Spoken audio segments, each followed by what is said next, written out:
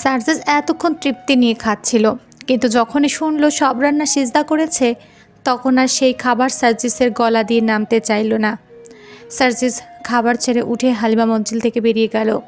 সার্জিসের এহেন কার্যে উপস্থিত সবাই হতভম্ব হয়ে গেল। যে ছেলেটা এতক্ষণ তৃপ্তি নিয়ে খাচ্ছিল, হুট করে তার কী এমন হলো যে তাকে খাবার ছেড়ে উঠে চলে যেতে হলো? প্রশ্নটা সবার মনের কোণে উকি দিচ্ছে। সার্জিসের খাবার ছেড়ে উঠে যাওয়ার কারণ কেউই বুঝতে না পারলেও হালিমা বেগম ঠিকই বুঝতে পারলেন। তিনি খাবার চিবুতে চিবুতে মনে মনে বললেন, কেউ না জানলেও আমি জানি তোমার বুকের ভেতর কেমন ঝড় চলছে। তুমি কতটা কষ্ট পাচ্ছ। নিজের ভালোবাসার মানুষকে অন্য কার হতে দেখা মৃত্যুর যন্ত্রণা থেকে কম কিছু নয়। ভেতরটা দুমড়ে মুচড়ে শেষ হয়ে যাচ্ছে তোমার। তবুও মিথ্যা হাসি মুখে ঝুলিয়ে ভালো থাকার ড্রামা করে যাচ্ছ। জীবন যে নাটকের থেকেও নাটকীয় দাদুভাই। প্রতিনিয়ত আমাদের ভালো থাকার নাটক করে যেতে হয়। সবটা হয়েছে আমার জন্য। আমি যে এই দৃশ্য সহ্য করতে পারছি না। হাসি খুশি প্রাণবন্ত ছেলেটা চোখের সামনে শেষ হয়ে যাচ্ছে। আমি দু চোখে দেখে যাওয়া ছাড়া কিছুই করতে পারছি না। দাদু ভাইয়ের এই অবস্থার জন্য আমি দায়ী। আমি কেন তোমার মন পড়তে পারলাম না দাদু ভাই? এই অপরাধবোধ আমাকে কুরে কুরে খাচ্ছে। আমি আমার নিজেকে ক্ষমা করবো কীভাবে? চৌধুরী বিলায় যাওয়ার জন্য সিজদা সাইফান দুজনে রেডি হয়ে বসে আছে। তাদের সাথে সামিরাও যাবে। তারা রেডি হয়ে বসে থাকলেও সামিরার এখনও সাজগোজ হয়নি, যার দরুন সিজদা সাইফান দুজনে অপেক্ষা করছে। তখনই সাইফানের ফোন বেজে ওঠে। সাইফান ফোনের স্ক্রিনে মাই হার্ট, তার পাশে লাভ ইমোজি দেওয়া নামটা জল জল করতে দেখে অনেকটা অপ্রস্তুত হয়ে যায়। সে আর চোখে সিজদার দিকে তাকায়, যদি সিজদা নামটা দেখে নেয়। এই ভয়টা পাচ্ছিল সাইফান, কিন্তু পরক্ষণে মনে পড়ল সিজদা তো ইংরেজি পড়তে পারে না। হাঁপ ছেড়ে বাঁচল সাইফান। সাইফান সন্তপর্ণে সিজদা থেকে সরে এসে অনিচ্ছা সত্ত্বেও কল রিসিভ করলো। ইদানিং তানসির কল রিসিভ করতে ইচ্ছে করে না সাইফানের, কেমন যেন ডিস্টার্ব ফিল করে। সাইফান কল রিসিভ করে কিছুক্ষণ তানসির সাথে কথা বলে আবারও রুমে ফিরে আসে। সামিরা তখন রেডি হয়ে আসেনি। প্রায় 30 মিনিট অপেক্ষা করার পর সামিরা রেডি হয়ে আসে। সামিরাকে দেখে সাইফান সামিরার দিকে এগিয়ে এসে বলল, কী হয়েছে বোন? তোর চোখে মুখের এই অবস্থা কেন? মনে হচ্ছে অনেক সময় ধরে কান্না করেছিস। সাইফানের কথা শুনে সামিরা সাইফানকে জড়িয়ে ধরে কান্না করে দিলে, কিন্তু কিছু বলছে না দেখে সাইফান আবারও বলল, ভাইয়াকে বলবি না কি হয়েছে? সামিরা চোখ মুছে বলল, কিছু হয়নি ভাইয়া, চলো। চল বলে সাইফান সিজদা সবার থেকে বিদায় নিয়ে তাদের নিজস্ব গাড়ি নিয়ে বেরিয়ে পড়ল। সামনের সিটে সাইফান আর সিজদা বসলো, আর পেছনে সালেহা বেগম আর সামিরা। সাইফান গাড়ি স্টার্ট দিতে যাবে তখনই লক্ষ্য করলো সিজদার সিট বেল্ট বাঁধেনি। সাইফান সিজদার দিকে ঝুঁকে গিয়ে সিজদার সিট বেল্ট বেঁধে দিল। সাইফানের এহেন কার্যে সিজদার কিছুদিন আগের ঘটনা মনে পড়ে গেল। সিজদা মনে মনে বলল, আপনার আর ডাক্তারবাবুর মাঝে অনেক মিল পাই আমি। ডাক্তারবাবু ঠিক এইভাবে আমার সিট বেল্ট বেঁধে দিয়েছিল, কিন্তু ডাক্তারবাবু তখন না খেয়ে উঠে গেল কেন? প্রথমে তো ঠিকই খাচ্ছিল, পরে যখন জানতে পারলো আমি সব রান্না করেছি, তখন আর খেলো না। আমার সাথে ভালো করে কথাও কইল না, যেন আমাকে সে চেনেই না। আমি তার অপরিচিত কেউ। তিনি আমার সাথে এমন আচরণ করছেন কেন? সে কি কোনো কারণে আমার ওপর রেগে আছে? কিন্তু কেন? কি করেছি আমি? সাইফান ড্রাইভিংয়ের ফাঁকে সিজদার দিকে তাকিয়ে দেখে সে গভীর মনোযোগ দিয়ে কিছু একটা ভাবছে। সাইফান সিজদাকে কয়েকবার সিজদা বলে ডাক দিল, কিন্তু সিজদা রেসপন্স করলো না দেখে সাইফান একটু জোরে সিজদা বলে উঠল, যেটা কর্ণকুড়ো হয়ে প্রবেশ করতেই কেঁপে উঠল সিজদা। সিজদা থতমত খেয়ে বলল, কি কিছু বলছেন? সে কখন থেকে তোমাকে ডেকে চলেছি, কিন্তু তোমার কোনো সারা শব্দ নেই। কী এত ভাবছো বলো তো? কই কিছু না তো। ঘুম আসছে? সাইফান কাঁধ দেখিয়ে বলল, কাঁধে মাথা রেখে ঘুমোতে পারো, আমি কিছু মনে করব না। সিজদা মুচকি হেসে সাইফানের কাঁধে মাথা রাখতে যাবে তার আগেই সামিরা পেছন থেকে বলল, বৌমনি, আমি সালেহা খালা দুজনে পেছনে আছি, আমাদের কথা ভুলে যেও না আবার। সামিরার কথা শুনে সিজদা লজ্জা পেয়ে দু হাতে মুখ ঢেকে নিয়ে মনে মনে বলল, ইস, আমি তো সামিরা আর সালেহা খালার কথা বেমালুম ভুলে গিয়েছিলাম। কি না কি মনে করলো তারা। গাড়ি চলছে আপন গতিতে। প্রকৃতির শীতল বাতাস সিজদার চোখে মুখে আশ্রে পড়ছে।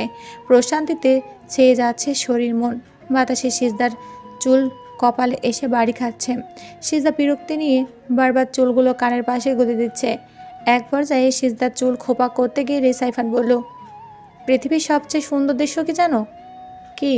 একটা মিষ্টি মেয়ের চোখে মুখে খোলা চুল এসে বাড়ি খাচ্ছে, আর মেয়েটাকে বিরক্তি নিয়ে বারবার সে চুল কানের পাশে গুজে দিতে দেখা।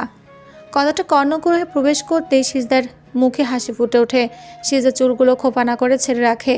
রাস্তায় তাদের মধ্যে আর কোনো কথা হয় না। গাড়িতে পিনপত নীরবতা কাজ করে। ঘণ্টাখানেক পর গাড়ি এসে চৌধুরী বিলার সামনে দাঁড়িয়ে যায়। সিজদা সাইফানকে দেখে খুশি হয়ে যায় রাশেদ চৌধুরী। তিনি সাইফানকে সাদরে গ্রহণ করেন, কিন্তু বিধি চৌধুরী খুশি হতে পারেন না। তার মুখে আধার নেমে আসে। যে মেয়ের জন্য আজ তার মেয়ে জেলে রয়েছে, তাকে বরণ করার কোনো ইচ্ছে ছিল না তার ইচ্ছা করছিল বরণের সময়ই খাবারে বিষ মিশিয়ে দিতে, কিন্তু তিনি তার ইচ্ছাকে দমিয়ে রেখেছেন। রাশেদ চৌধুরীর জোরাজুরিতে তিনি এসে সাইফানকে মিষ্টি মুখ করিয়ে বাড়ির ভেতরে নিয়ে যান, কিন্তু ভুলেও সিজদার দিকে তাকিয়ে দেখেন না। এতে মনক্ষুণ্ণ হয় সিজদার। সালেহা বেগম ঐশ্বর্যের পাশের রুমে সিজদা সাইফানকে নিয়ে যান। রুমে প্রবেশ করতে সাইফানের নাকে মিষ্টি একটা ঘ্রাণ এসে বাড়ি খায়। সাইফান বিছানায় বসে পুরো রুমে একবার চোখ বুলিয়ে নেয়। রুমে তেমন আসবাবপত্র না থাকলেও রুমটা খুবই পরিপাটি করে গোছানো। বিয়ের আগে সিজদা এই রুমে শিফট করেছিল, তখনই রুমটা সুন্দর করে নিজের মতো করে গুছিয়ে নিয়েছিল। সিজদা ফ্রেশ হয়ে একটা সুতির থ্রি পিস পরিধান করে।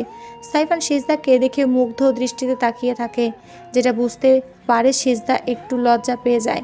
সিজদার লাজে রাঙা চেহারা দেখে ঘরের মধ্যে চলে যায় সাইফান এক পা দুপা করে সিজদার দিকে এগিয়ে আসে। তাদের মধ্যে 1 ইঞ্চি সমান দূরত্ব রয়েছে। সাইফান সেটুকু দূরত্ব ঘুচিয়ে সিজদার কপালের দিকে নিজের ওষ্ঠ এগিয়ে নিয়ে যায়। আর তখনই দরজায় করাঘাত শোনা যায়। দরজার অপর প্রান্ত থেকে সামিরা বলছে, বৌমনি, আমার লাগেজটা বোধহয় তোমাদের রুমে নিয়ে এসেছো। আমি চেঞ্জ করব, আমার লাগেজটা দাও। বাই দ্য ওয়ে, দিন দুপুরে দরজা বন্ধ করে কি করছো তোমরা? সামিরা কণ্ঠস্বর পাওয়া মাত্রই সিজদা সাইফান দুজনে দুদিকে ছিটকে পড়ে। সিজদা তো লজ্জা মরি অবস্থা। সাইফান সিজদার দিকে তাকিয়ে মুচকি হেসে দরজা খুলে দিয়ে বলল, কি হয়েছে বোন? সরি ভাইয়া, তোমাদেরকে ডিস্টার্ব করাটা ঠিক হয়নি, কিন্তু আমার চেঞ্জ করতে হবে। আমার লাগেজ নিয়ে চলে এসেছো, দাঁড়া দেখছি বলে সাইফান সামিরার লাগেজ নিয়ে এসে সামিরার হাতে দেয়। সামিরা যেতে সাইফান এসে বিছানায় সিজদার পাশে বসে। পুরো রুমে পিনপতন নীরবতা কাজ করছে, কারো মুখে কোনো কথা নেই। সাইফান সিজদার হাত নিজের হাতের মুঠোয় নিতে গেলে সিজদা হাত সরিয়ে নেয়। ঘোর কাটে সাইফানের। সে সিজদার ওপর একটু বেশি ডিপেন্ডেন্ট হয়ে পড়েছে। সিজদার দিকে তাকালে সে যেন মানসিক শান্তি পায়। সিজদা আশেপাশে থাকলে ভালো লাগা তার দেহ মন ছেয়ে যায়, যেটা সে চায়নি। সে রুম থেকে বেরিয়ে এসে তানসির নাম্বারে কল করে, কিন্তু কল রিসিভ হয় না। টেনশন হয় সাইফানের। তানসির কোনো বিপদ হলো না তো, এমন প্রশ্ন উকি দেয় সাইফানের মনে। কিন্তু পরক্ষণে সাইফানের ধারণা ভুল প্রমাণিত হয়ে তানসি কল ব্যাক করে। সাইফান তড়িৎ গতিতে কল রিসিভ করে অনেকক্ষণ নিজেদের মধ্যে কথা বিনিময় করলো। প্রায় 10 মিনিট পর সাইফান কল কেটে ফোন পকেটে রাখতে গিয়ে দেখে তার পেছনে সালেহা বেগম দাঁড়িয়ে রয়েছে। সালেহা বেগমকে দেখে বুক ধুক করে ওঠে সাইফানের। সালেহা বেগম তাদের পার্সোনাল কথাবার্তা শুনে নিয়েছে কিনা এই ভয়ে। যদি শুনে নেয় তাহলে তার সব প্ল্যান জলে যাবে।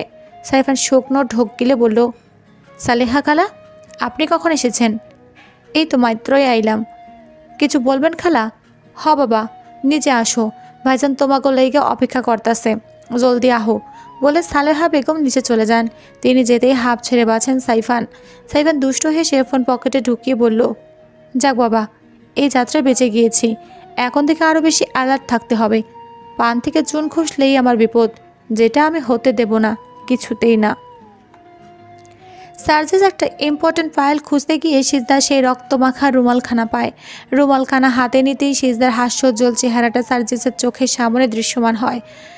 সেই সাথে তার বুকে ব্যথা বাড়তে থাকে। পুরনো ক্ষত তাজা হয়ে যায়।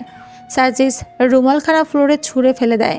তখনই তাথই সে সার্জিসকে পেছন থেকে জড়িয়ে ধরে। তাথইয়ের এহেন কার্যে বিরক্ত বোধ করে সার্জিস। তার ভেতরে যে কি চলছে সেটা একমাত্র সেই জানে। সব কিছুই বিরক্ত লাগছে তার। একজন ডক্টর হয়েও মেজাজ খিটখিটে হয়ে গিয়েছে। সার্জিস দাঁতে দাঁত চেপে বুক থেকে তাথইয়ের হাত সরিয়ে দিয়ে তাথইকে ঠাস ঠাস করে থাপ্পড় মেরে দেয়। তাথই বাকরুদ্ধ হয়ে গিয়েছে। সার্জিসকে সে ছোট থেকে দেখে এসেছে। সে জানে সার্জিস অনেক রাগী, কিন্তু সার্জিসকে কখনোই কারো গায়ে হাত তুলতে দেখেনি। আকচাঁদ সার্জিসের এত রাগের কারণ বুঝতে পারে না তাথই। তার গায়ে কেউ কখনো একটা ফুলের টোকাও দেয়নি। বড় আদরের মেয়ে সে। তাথই গালে হাত দিয়ে ভেজা কণ্ঠে বলল, তুমি আমাকে থাপ্পড় দিলে সার্জিস? সরি তাথই, আমার মাথা ঠিক ছিল না, আমি তোর গায়ে হাত তুলে ফেলেছি। I am extremely sorry for that, please forgive me. তাতেও কিছু বলে না, বরং সার্জিসের ফেলে রাখা রুমালের ওপর দিয়ে হন হন করে হেঁটে বেরিয়ে যায়। তাতে বেরিয়ে যেতেই সার্জিস রুমালখানা ফ্লোর থেকে তুলে পরিষ্কার করে রুমালের নিজের ঠোঁট ছুঁয়ে দিয়ে আবারও সযত্নে রেখে দেয়। সামিরা লাগেজ নিয়ে তড়িৎ গতিতে নিজের রুমে এসে দেখে তার ফোন বাজছে। ফোনের স্ক্রিনে মাই লাভ নামটা জল জল করছে। সামির 1 মিনিটও কাল বিলম্ব না করে কল রিসিভ করে বলল, কি হয়েছে তোমার? নতুন কাউকে পেয়েছো নাকি? আমাকে আর তোমার প্রয়োজন নেই, তাই না? আসলে তোমরা সব ছেলেরা একরকম, মন নিয়ে খেলতে তোমরা অনেক পছন্দ করো। তোমাদের প্রিয় খেলা হচ্ছে মেয়েদের মন নিয়ে খেলা। তোমাকে 2 দিন থেকে কলের উপর কল করেই যাচ্ছি, কিন্তু তোমার কোনো রেসপন্স নেই। তুমি একটা বার কল রিসিভ করার প্রয়োজন বোধ করছো না কেন রামিম? তোমাকে মন দিয়ে আমি কি অনেক বড় অপরাধ করে ফেলেছি? এই 2টা দিন জানো কীভাবে কেটেছে আমার? প্রতিটা মুহূর্তে তোমার কথা মনে পড়েছে। বাড়িতে বৌভাতের অনুষ্ঠান ছিল, তুমি বিয়েতে আসোনি। ভেবেছিলাম বৌভাতের অনুষ্ঠানে আসবে, আমি তোমার পথ চেয়ে বসেছিলাম, কিন্তু তুমি আসোনি। আমাকে একটা কল করারও সময় হয়নি তোমার। তোমার জন্য যে একটা মেয়ের চিন্তায় পাগল প্রায় অবস্থা হয়ে গিয়েছে, সে খেয়াল আছে তোমার? সামিরা, একটু শান্ত হও, আমার কথাটা একটু শোনো প্লিজ। কি বলবে তুমি? কি বলার আছে তোমার? তোমাকে তো বলেছিলাম আমার বাবা অসুস্থ। আমার বাবা আর এই পৃথিবীতে নেই সামিরা। শুক্রবারে আমার বাবা আমাদের সবাইকে ছেড়ে চলে গিয়েছে। আমি এতিম হয়ে গিয়েছি সামিরা। বাবা নেই মানে? এত বড় কথাটা তুমি আমাকে বলনি। এই তোমার ভালোবাসার নমুনা রামিম। আমি চাইনি আমার জন্য তোমার আনন্দ ফুর্তি মাটিতে মিশে যাক, আমার জন্য তুমি কষ্ট পাও। আমি এটা চাইনি। জানো সামিরা, আমি বাবাকে তোমার কথা বলেছিলাম, তোমার ছবিও দেখিয়েছিলাম। বাবা অনেক খুশি হয়েছিল। বাবা বলেছিল, আমার তো মেয়ে নেই, সামিরা আমার মেয়ে হয়ে বাড়িতে আসবে। বাবা বলেছিল একটু সুস্থ হলে তোমাদের বাড়িতে যাবে, তোমার বাবার সাথে কথা বলবে, প্রয়োজনে তোমাকে ভিক্ষা চাইবে। কিন্তু কী থেকে কি হয়ে গেল? বাবা নামক বটগাছের ছায়াটা আমার মাথার উপর থেকে সরে গেল। আমি কী নিয়ে বাঁচবো বলো তো? চিন্তা করো না রামিম, আমি তো আছি, সব ঠিক হয়ে যাবে। কিছু ঠিক হবে না সামিরা, তোমার আর আমার মিলন অসম্ভব।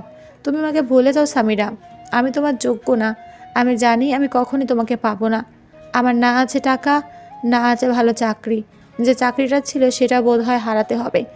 আমি তো নিজেই চলতে পারবো না, সেখানে তোমাকে বিয়ে করে কি খাওয়াবো বলো?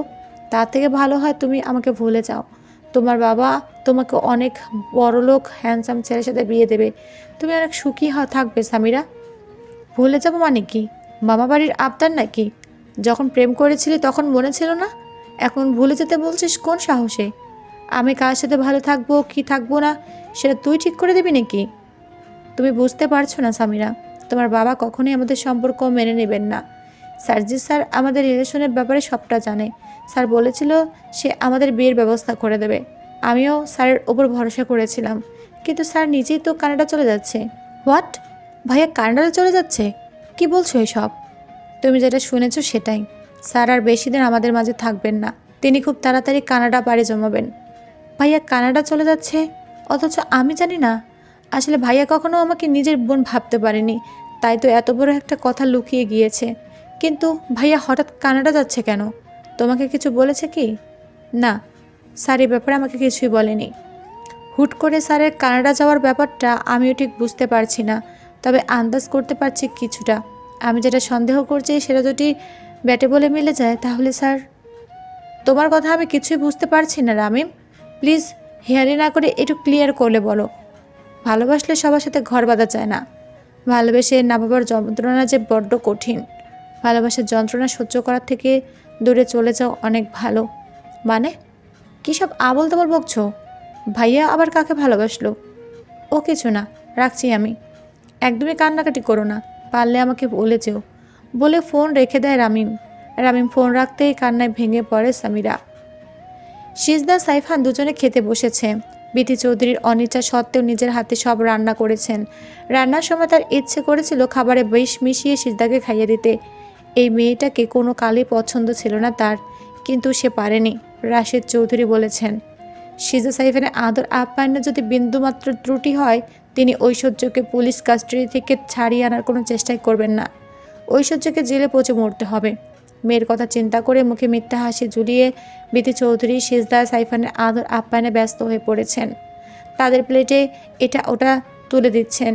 সিজদা সাইফান দুজনে তৃপ্তি নিয়ে খাচ্ছে। এমন সময় পাশের ফ্ল্যাট থেকে পাড়া প্রতিবেশীরা নতুন জামাই দেখতে আসে।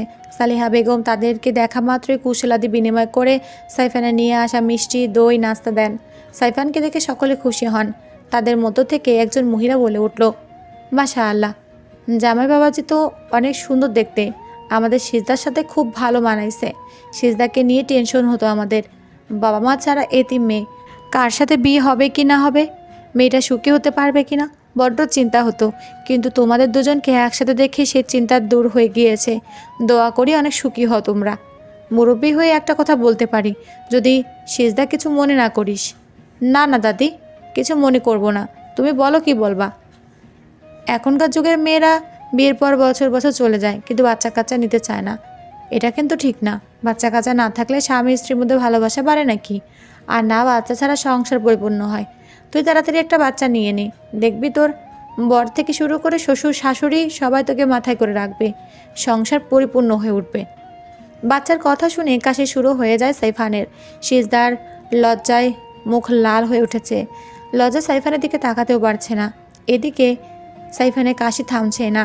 সিজদা নিজের লাজ লজ্জা সাইডে রেখে সাইফানের দিকে পানির গ্লাস এগিয়ে দেয়। সাইফান এক নিঃশ্বাসে সবটুকু পানি শেষ করে। সাইফানের এই অবস্থা দেখে রাশেদ চৌধুরী এগিয়ে এসে বলল, কি হয়েছে বাবা, তুমি ঠিক আছো তো? জি মামা, তোমার কাছে আমার একটাই চাওয়া বাবা, আমার মেয়েটাকে তুমি কষ্ট দিও না। ছোটবেলা থেকে মেয়েটা অনেক কষ্ট সহ্য করে এসেছে। সিজদা যেমন আপনার ভাগ্নি, তেমনি আমারও স্ত্রী। সিজদাকে ভালো রাখার দায়িত্ব আমার। আমি সিজদার অতীত জানতে চাই না। সিজদার বর্তমানকে সুন্দর করে সাজিয়ে তোলা আমার দায়িত্ব। আমি আপনাকে কথা দিচ্ছি মামা, তিন কবুল বলে যখন সিজদার হাত ধরেছি, মৃত্যু ছাড়া সেই হাত কখনো কেউ আলাদা করতে পারবে না। সাইফানের কথা শুনে সিজদার খুশিতে চোখ ছলছল করে উঠল। এই মানুষটাকে যতটা ভালো ভেবেছিল তার থেকেও শতগুণ ভালো সে। সাইফানকে স্বামী রূপে পেয়ে নিজেকে সৌভাগ্যবান মনে করছে সিজদা। ছেলে হয়ে তোমার কাছে একটা আবদার করলাম, সেটাও পূরণ করতে পারলে না বাবা। আমি বুঝতে পারছি না তোর কানাডা যাওয়ার এত তাড়া কিসের। তুই তো গতকালই আমাকে বললি, একটু সময় তো দিবি নাকি? বাংলাদেশ থেকে বাইরের দেশে যাওয়া হাতের মোয়া নয় যে এক রাতের মধ্যে পেয়ে যাবে।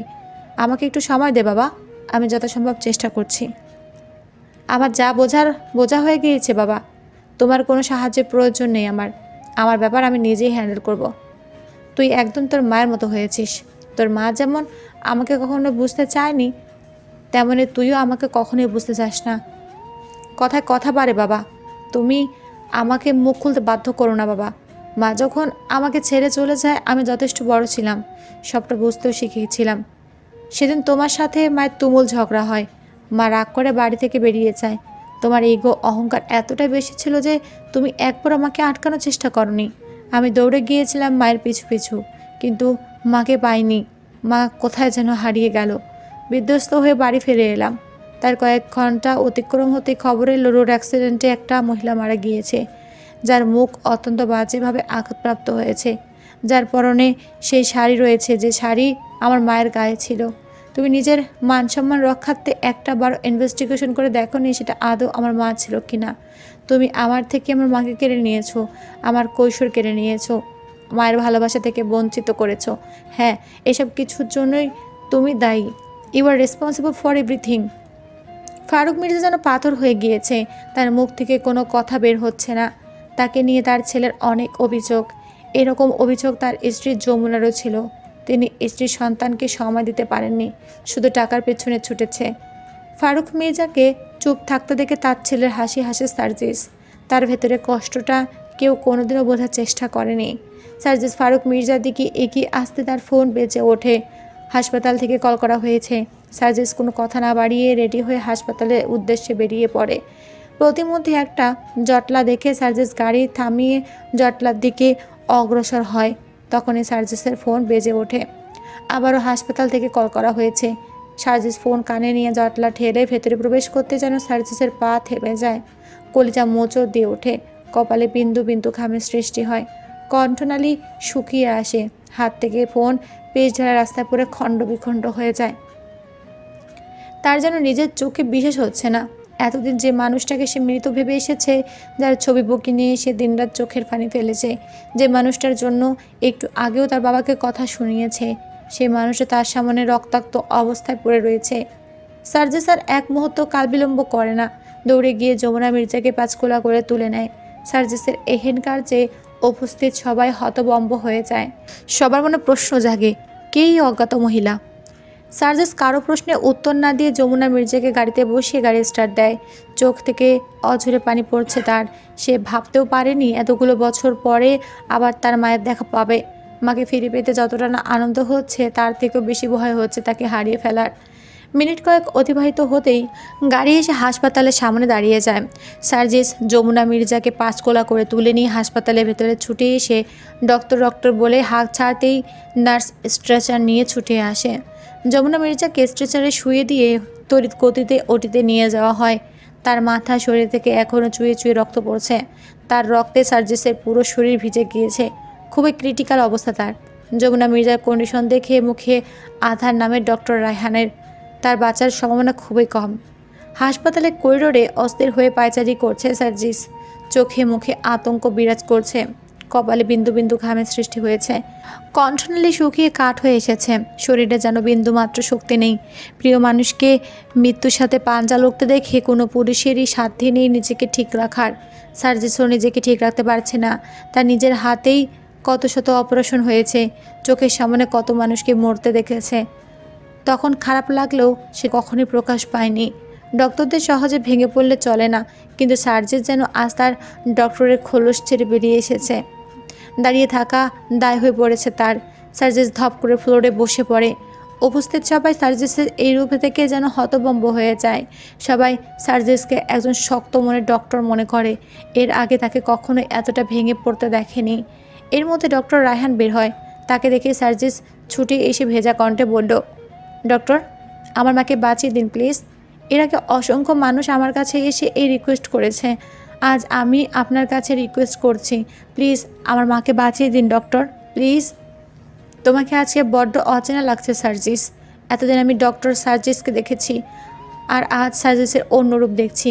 সত্যি মায়ের প্রতি সন্তানের এতটা ভালোবাসা সব ছেলের মধ্যে থাকে না। But you are too late.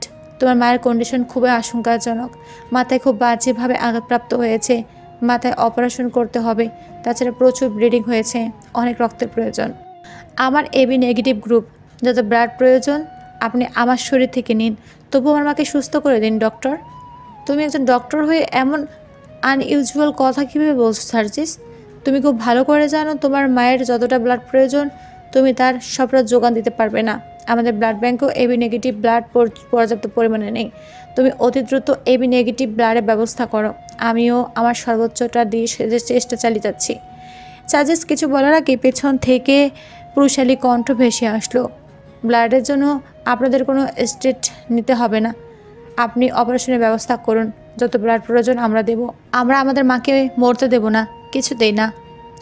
রাতে ডিনার শেষে সিজা কিছুক্ষণ সালিহা বেগমের সাথে গল্প গুজব করে এসে দেখে সাইফান বিছানা রেডি করছে। সিজদা গুটি গুটি পায়ে রুমে প্রবেশ করে বলল, আরে আপনি সব মেয়েদের কাজ করছেন কেন? আপনি গিয়ে বসুন, আমি বাকিটা করে নিচ্ছি। সাইফান যেন সিজদার কথা কর্ণ করে প্রবেশ করে না। সাইফান নিঃশব্দে বিছানা রেডি করে মশারি টাঙিয়ে বিছানার চারপাশে মশারি গুজে দিয়ে বলল, এটুকু কাজ করেছি বলে তোমার হাতে ফোসকা পড়ে যায়নি। এসব ছোটোখাটো কাজ করার অভ্যাস আমার আছে। এমনভাবে বলছেন যেন আপনার আগের ঘরে বউ আছে। আপনি বউয়ের কাজে সবসময় সহযোগিতা করেন, যার জন্য আপনার অভ্যাস হয়ে গিয়েছে। সিজা যদিও রসিকতা করে কথাটা বলে, তবুও সাইফানের মুখ ফ্যাকাশে হয়ে যায়। বুক ধুক করে ওঠে, ঘামতে শুরু করে সাইফান। সাইফানের মুখে আধার দেখে সিজদা শাড়ি আঁচল দিয়ে সাইফানের মাথার ঘাম মুছে দিয়ে বলল, বাবা, আমার সামান্য কথা শুনে এসিড ঠান্ডা হওয়ার মধ্য থেকেও আপনার কপালে ঘামের সৃষ্টি হয়ে গেল। আরে বাবা, আমি তো মজা করে বলেছি কথাটা। সাইফান যেন হাঁপ ছেড়ে বাঁচল। সে ধীর গলায় বলল, অনেক রাত হয়ে গিয়েছে, শুয়ে পড়ো। বেশি রাত জাগা শরীরের জন্য ভালো নয়। তোমার শরীর খারাপ করবে। যাও গিয়ে শুয়ে পড়ো। আপনি শোবেন না? তুমি শুয়ে পড়ো, আমার একটু কাজ আছে। আমি কাজ শেষ করে তারপর শুব। ঠিক আছে বলে সিজদা বিছানায় গা এলিয়ে দেয়। সাইফান সিজদার গায়ে কাঁথা টেনে দিয়ে ল্যাপটপ নিয়ে নিজের কাজে লেগে পড়ে। সাইফানের কাজ শেষ হতে হতে প্রায় 1টা বেজে যায়। বিরক্তিতে মাথা ভার হয়ে আসে তার। সাইফান ল্যাপটপ বন্ধ করে টেবিলের উপর রেখে বিছানা যেতেই সিজদার ঘুমন্ত মুখ থেকে তার সব বিরক্তি মূর্ছা যায়। সাইফানের মাথায় এক দুষ্টু বুদ্ধি ভর করে। সাইফান তাদের মাঝখানে কোলবালিশ নিচে ফেলে দিয়ে আস্তে আস্তে সিজদার দিকে এগিয়ে গিয়ে সিজদার কপালে আলতো চুমু খেয়ে সিজদা গা ঘেঁষে শুয়ে পড়ে। কিন্তু তার চোখে ঘুম আসছে না। রাত যত গভীর হচ্ছে, নিষিদ্ধ চাওয়ারা যেন সাইফানকে উস্কে দিচ্ছে। সাইফান নিজেকে কন্ট্রোল করার অনেক চেষ্টা করে। সিজদাকে দেওয়া কথার খেলাপ করতে চায় না, কিন্তু আগুন আর ঘি এক জায়গায় থাকলে যে কোনো বাধাই মানতে চায় না, সব কিছু শেষ করে দেয়। এই মুহূর্তে সাইফানের নিজেকে আগুন আর সিজদাকে ঘি মনে হচ্ছে। ইচ্ছে করছে দুজনে মিলেমিশে একাকার হয়ে যেতে। সিজদাকে আপন করে পাওয়ার তীব্র বাসনা জেগে উঠেছে তার মনে। সাইফান যেন নিজের মধ্যে নেই। সে তার দেওয়া সমস্ত কথা ভুলে সিজদার দিকে অগ্রসর হয়। সিজদার ঠোঁটে নিজের ঠোঁট রাখতে গিয়েও কপালে চুমু খেয়ে সাইফান বিছানা ছেড়ে নেমে বেলকনিতে চলে যায়। সাইফান যেতে চোখ খোলে সিজদা। সে সজাগ থাকলেও ঘুমের ভান করে পড়েছিল। এক মুহূর্তের জন্য সাইফানের প্রতি সব সম্মান শ্রদ্ধা ঘৃণায় পরিণত হয়েছিল। কিন্তু সিজদা যখন দেখলো সাইফান তার দেওয়া কথা অক্ষরে অক্ষরে পালন করছে, তখন সাইফানের প্রতি তার সম্মান শ্রদ্ধা আরও বেড়ে গেল।